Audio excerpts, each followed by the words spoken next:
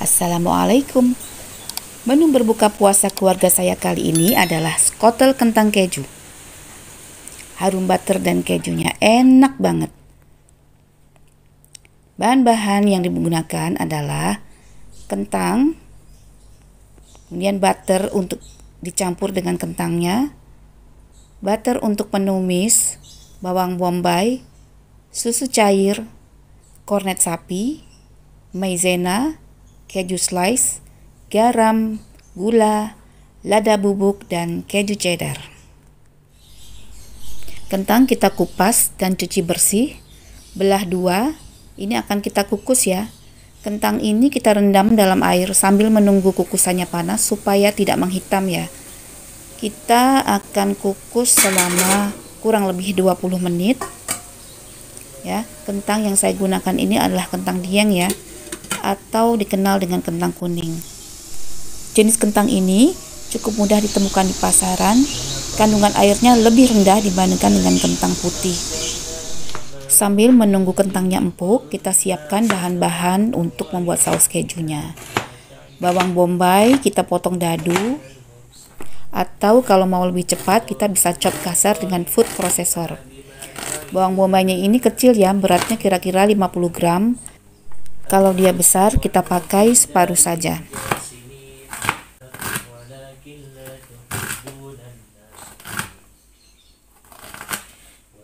Sekarang kita tuang susu ke dalam gelas ukuran. Karena yang dibutuhkan 300 ml, sedangkan susu dalam kotak ini hanya 250 ml. Jadi kita tambah lagi airnya sekitar 50 ml. Kita langsung campurkan gula pasir, sedikit garam, dan lada bubuk. Ya, pemakaian garam ini tergantung butter yang dipakai ya. Kalau kita pakai butternya adalah yang salted atau yang asin, garam bisa kita skip karena rasa asin akan kita dapatkan juga dari kejunya. Kalau lada, saya lebih suka lada bubuk kemasan ya, karena ladanya pasti sudah disangrai. Ya, kita larutkan dulu maizenanya, baru kita campur ke dalam susu. Kita bisa menggunakan tepung terigu ya. Kalau dengan maizena kita pakai 2 sendok makan, dengan terigu kita cukup pakai 1,5 sendok makan saja. Ya. Kita oles dulu loyang pirexnya dengan butter atau margarin. Pakai minyak goreng juga nggak apa-apa supaya lebih hemat. Ya. Loyang pirek ini kapasitasnya 1, liter air ya. Pas untuk satu resep skotel kentang. Jadi ada sisa sekitar 1,5 cm dari pinggir loyang. Sekarang kita siapkan keju slice-nya. Bisa juga kita pakai keju cheddar sama dengan toppingnya ya. Kita hancurkan kasar saja. Kalau kita pakai keju cheddar, biasanya kita parut dengan serutan wortel. Jadi hasil parutannya besar-besar. Kentangnya ini sudah empuk. Kita akan hancurkan selagi panas dengan alat penghancur kentang. Bisa juga dengan ulekan atau garpu. Kalau dengan ulekan, kentang yang sudah kita tumbuk, yang sudah kena tumbuk, kalau bisa jangan ditumbuk lagi, apalagi diulek. Nanti kentangnya jadi seperti bantat ya, jadi kurang gembur. Kita langsung masukkan butternya selagi kentang masih panas. Kita lihat butternya ya. Kalau kita pakai unsalted butter, kita perlu tambahkan sedikit garam. Tidak usah sampai berasa banget asinnya, karena biasanya nanti kita akan makan skotel kentang ini dengan saus sambal botolan yang sudah ada rasa asinnya. Ini cukup begini aja ya, gak usah ditumbuk halus. Dan waktu mengaduk tuh jangan ditekan-tekan lagi ya, kecuali kita tekan dengan penghancur kentang ini kan dia bolong-bolong ya. Sekarang kita akan buat saus kejunya. Kalau kita menumis dengan butter, sebaiknya kita campur dengan minyak ya, supaya butternya tidak gosong. Ini minyak saya naruhnya agak kebanyakan, cukup setengah sendok bebek ini saja. Biasanya butter yang saya gunakan itu adalah Wisman butter, tapi kalau mau lebih berhemat kita bisa gunakan butter dengan merek lain. Kita masukkan bawang bombaynya, kita tumis dengan api sedang. Dengan api sedang cenderung kecil ya. Kita tumis sampai dia terlihat agak transparan ya. Setelah itu kita masukkan kornet sapinya. Kornet sapi ini kita pakai sedikit saja, sekitar 1 sendok makan, karena sebenarnya kornet ini untuk membumbui saus kejunya. Kalau kita kasih lebih banyak dari resep ini, maka akan bisa merusak rasa saus kejunya. Nah, kita masukkan susu yang sudah kita campur dengan bahan-bahan lain tadi ya. Ini apinya, api sedang cenderung kecil.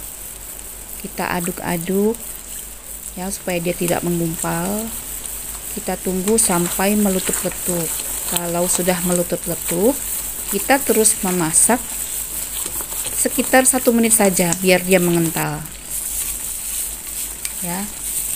Setelah itu kita masukkan kejunya. Pada tahap ini sebetulnya api sudah boleh mati ya. Kita matikan api, baru kita masukkan keju. Kita aduk-aduk rata saja. Setelah itu kita akan sisihkan dulu, biarkan dingin.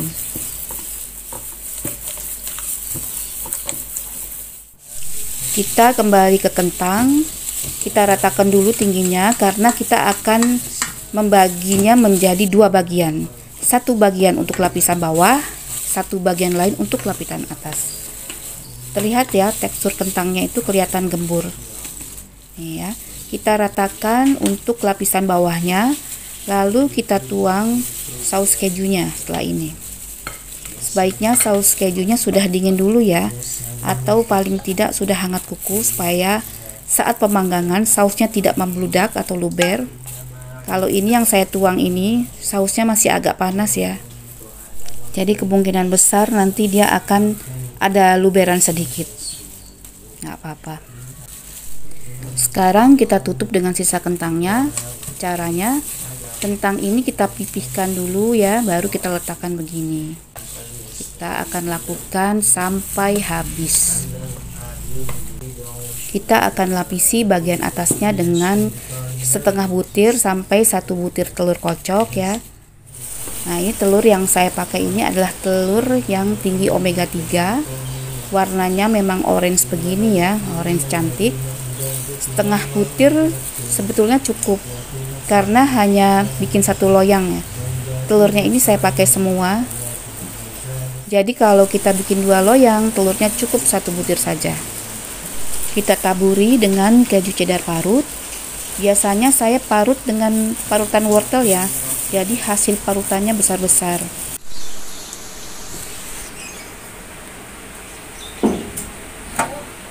Sekarang kita masukkan ke dalam oven yang sebelumnya sudah dipanaskan terlebih dahulu selama 10 menit dengan api sedang cenderung kecil.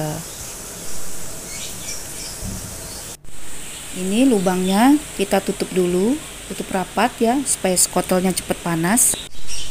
Nah, setelah kira-kira pemanggangan 10 menit, kita buka setengah saja supaya bagian toppingnya cepat mengering karena uapnya keluar. Kita akan panggang lagi 15 menit. Setelah 15 menit, tutup rapat lubangnya. Teruskan memanggang sampai warna topping kejunya berwarna keemasan. Ini kira-kira butuh waktu 20 menit ya. Jadi total waktu pemanggangan sekitar 45 sampai 50 menit. Bagaimana kalau dari awal sampai akhir kita tutup rapat? Bisa sih, malah lebih cepat kering keju parutnya, tapi toppingnya setelah dingin biasanya langsung melempem cepat dan parutan kejunya jadi kecil-kecil seperti bihun kering. Jadi sebaiknya memang kita memakai parutan keju yang lebih besar ya, atau parutan wortel. Menurut saya, skotol ini lebih nikmat dimakan kalau sudah hangat kuku ya. Baik, terima kasih sudah menonton. Selamat mencoba.